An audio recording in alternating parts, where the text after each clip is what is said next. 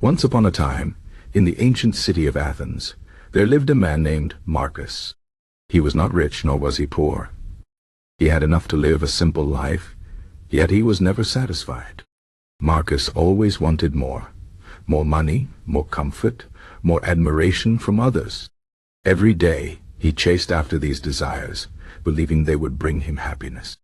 But instead of finding joy, he found only exhaustion and disappointment. No matter how much he gained, it never felt like enough.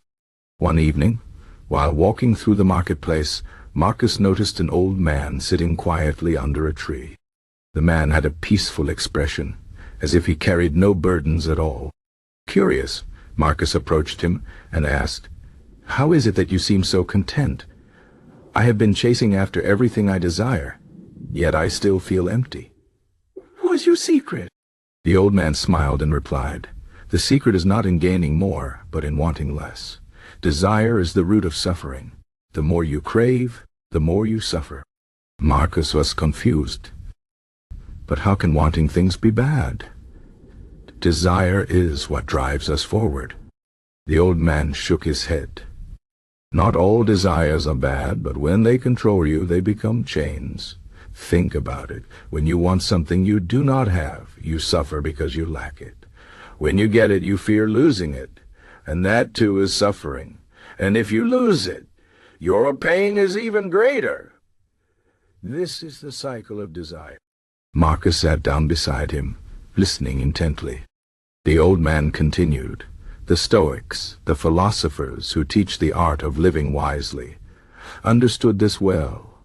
They said that true freedom comes from mastering your desires, not being mastered by them. If you can learn to accept what you have and let go of what you do not need, you will find peace." "But how?" Marcus asked. "How can I stop wanting more?"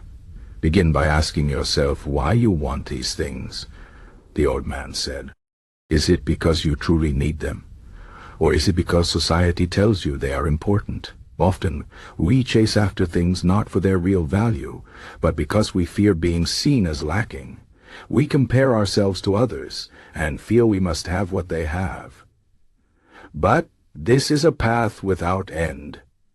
There will always be someone with more." Marcus thought about his life. He realized how much of his suffering came from comparing himself to others, his neighbor's larger house, his friend's finer clothes. Even when he acquired these things, the satisfaction never lasted. The old man continued, "The Stoics practiced something called negative visualization. They imagined losing the things they had, not to frighten themselves, but to appreciate what they already possessed. When you remind yourself that nothing lasts forever, you stop clinging so tightly. You enjoy what you have while you have it, without fearing its loss." Marcus nodded slowly. "So if I stop desiring so much, I will suffer less?" "Yes," the old man said. "This does not mean you should not have goals or work toward improvement. But there is a difference between healthy ambition and endless craving. One brings purpose, the other brings pain. The key is to focus on what you can control. Your thoughts, your actions, your attitude, and let go of the rest." That night Marcus returned home and looked around. His house was small, but it was warm. His meal was simple, but it was enough. He realized that in his pursuit of more, he had forgotten to appreciate what he already had. From that day on, he began practicing the Stoic way. When a desire arose, he questioned it. Was it necessary? Would it truly bring lasting happiness? More often than not, the answer was no. Over time, Marcus noticed a change. He felt lighter, less burdened by worry and envy. He no longer measured his worth by what he owned. When difficulties came, as they always do, he faced them with calmness, knowing that suffering came not from the events themselves, but from his resistance to them. Years later, another young man approached Marcus, just as he had once approached the old philosopher. This young man too was restless, always chasing, never satisfied. Marcus smiled and shared the same wisdom he had been given. Desire is the root of suffering, but when you master your desires, you master your life. And so the lesson continued, passed down through generations. The truth remained. Happiness does not come from having everything you want, but from wanting less and appreciating more. The Stoics knew this, and now, so did Marcus. The story of Marcus is not just a tale from the past. It is a lesson for all of us.